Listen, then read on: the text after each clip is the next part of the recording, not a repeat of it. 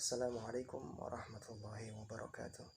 Nama saya Habibi Halim Al-Fattah, umur saya 20 tahun, dan saya akan sedikit memaparkan bagaimana tata cara mengajar atau teknis dalam belajar yang sesuai dengan syariat dan sesuai dengan tata krama. Yang pertama, beranjak dari pribadi muslim itu sendiri, bahwa seorang muslim jika ia mendapatkan suatu ilmu dari seorang gurunya, maka setiap ilmu yang diamalkan oleh sang murid, maka tiap pahalanya juga diberikan kepada gurunya. Maka dari sini kita bisa menilai, dan harusnya para pengajar, kalian ini yang insya Allah akan menjadi pengajar, mudah-mudahan harus paham hal pertama yang harus ditanamkan di dalam hati seorang pengajar itu adalah rasa rendah hati dan memuliakan muridnya, bukan memuliakan dirinya sendiri. Kenapa? Karena dia sadar, karena seorang pengajar yang baik itu sadar bahwa setiap ilmu yang diajarkan oleh para muridnya, ketika ilmu itu diamalkan oleh murid-muridnya, maka dia panen pahalanya. Maka dari itu seharusnya seorang guru, seorang pengajar itu berterima kasih kepada para muridnya, karena murid adalah ladang tempat dia memanen pahalanya, gitu. Jadi kalau kalian mendapatkan ilmu dari ustaz dan kalian mengamalkan ilmu yang dari ustaz itu, ustaz juga panen pahalanya. Dan ini juga sebagai motivasi bagi kalian untuk menjadi seorang guru, gitu. Jika kalian ingin pahala yang besar, pahala yang banyak yang tidak terputus-putus, maka caranya ajarkan orang kebaikan. Yang kedua, poin kedua, ada di memperhatikan muridnya. Imam Syafi'i itu selalu memperhatikan muridnya, dan Rasulullah SAW selalu ketika berada di majelis ilmu atau setelah sholat itu beliau selalu mengecek kepada para sahabatnya semua, di mana si fulan. Jika ada yang tidak hadir, maka ditanyakan kepada sahabat yang lain yang mengetahui keadaan kondisinya. Dan jika ada muridnya atau sahabatnya yang sakit, beliau coba menanyakan kepada murid yang lain yang mengetahui tentang infonya dan coba mengeceknya di sana, gitu kan. Ya, jadi di sini ada poin di mana seorang pengajar, seorang guru, kalian ini insya Allah menjadi guru, ya, itu harus memperhatikan muridnya dari fisiknya sampai jiwanya, dari badannya sampai hatinya, gitu. Dimana tidak boleh, ini nanti masuk ke poin ketiga, dimana nanti di poin ketiga ini tidak boleh hukumnya menyakiti muridnya atau zalim terhadap murid-muridnya, termasuk di dalamnya memukul yang di luar syariat, dari arah di atas kaki, itu tidak boleh, ya. Untuk pengajaran kaki boleh, gitu. Dan dilarang menyakiti hati seorang murid, gitu. Karena jika seorang murid sudah tersakiti hatinya, maka akan sulit bagi untuk menerima pengajaran lagi, gitu. Maka diusahakanlah kepada seorang guru itu untuk selalu toleransi dan berbuat baik kepada murid-muridnya, begitu. Sampai di sini ada yang mau ditanyakan? Nggak ada? Jelas semuanya? Jelas, gitu ya. Nah, di poin penutupnya ini ada Ustaz sedikit mau sampaikan.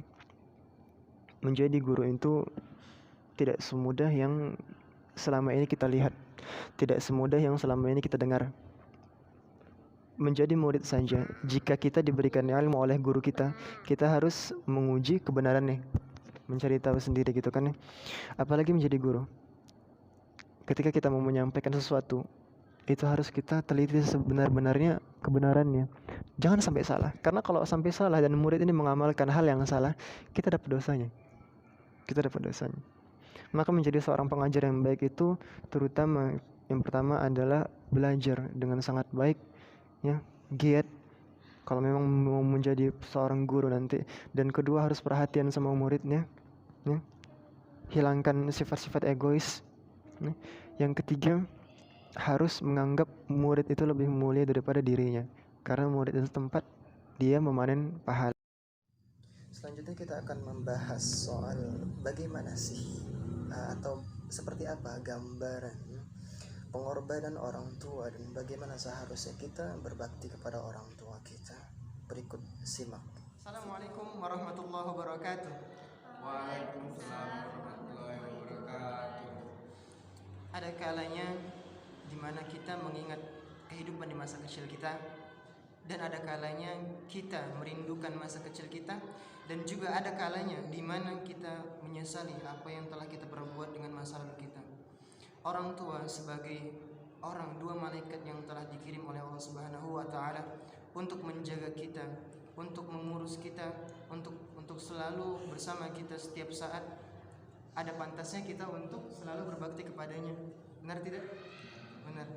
Dikarenakan di saat kita kecil, kita tidak bisa memberikan apa-apa kepada orang tua, tetapi orang tua dengan ikhlas mengurus kita. Orang tua dengan sepenuh hati mendidik kita agar kita menjadi orang yang sukses di kehidupan kelak. Ada seorang sahabat yang datang kepada Imam Al-Basri, Hasan Al-Basri, yang bertanya kepada Imam. Pemuda tersebut bertanya, "Wahai Imam, sesungguhnya saya telah berbakti kepada orang tua saya selama 20 tahun. Orang tua saya menderita sakit stroke, tidak bisa bangkit dari tempat tidur. Setiap kali orang tua saya buang air kecil dan buang air besar, saya menampung dengan tangan saya dan saya tidak merasakan jijik sedikit pun." Pemuda tersebut pun melanjut bertanya, "Apakah saya sudah memenuhi hak sebagaimana orang tua saya memenuhi hak-hak saya?" Imam Hasan Basri menjawab, "Belum sama sekali." "Kenapa?" kata pemuda tersebut. "Saya sudah 20 tahun. Bahkan umur saya sekarang masih di bawah 20 tahun, di mana orang tua saya tidak selama mengurus saya." Jawab Imam Al-Basri adalah, "Karena ketika engkau kecil, orang tuamu mengurusmu dengan harapan engkau akan menjadi pemimpin di suatu saat nanti. Sedangkan sekarang engkau mengurus orang tuamu dengan harapan engkau segera berhenti dari tugasmu dan orang tuamu meninggal." Jadi kesimpulan yang bisa kita dapat di sini, sahabat-sahabat kita, bahwa taati orang tua selagi mereka masih hidup, dan jangan sia-siakan, karena suatu saat akan datang di mana penyesalan itu hanya bisa kita sesalkan dan tidak bisa diubah, namun memperbaikinya sangatlah berat. Sekian dari saya Habibi Halim Al-Fattah dari Prodi Fakultas Agama Islam, jurusan Pendidikan Agama Islam dengan NPM 2101020106. Wabillahi taufiq wal hidayah. Mohon maaf kalau ada salah. Wassalamualaikum warahmatullahi wabarakatuh. Waalaikumsalam warahmatullahi wabarakatuh. Oke, jadi Ya Allah, fir wali walidayya warhamhum kama rabbayani saghira.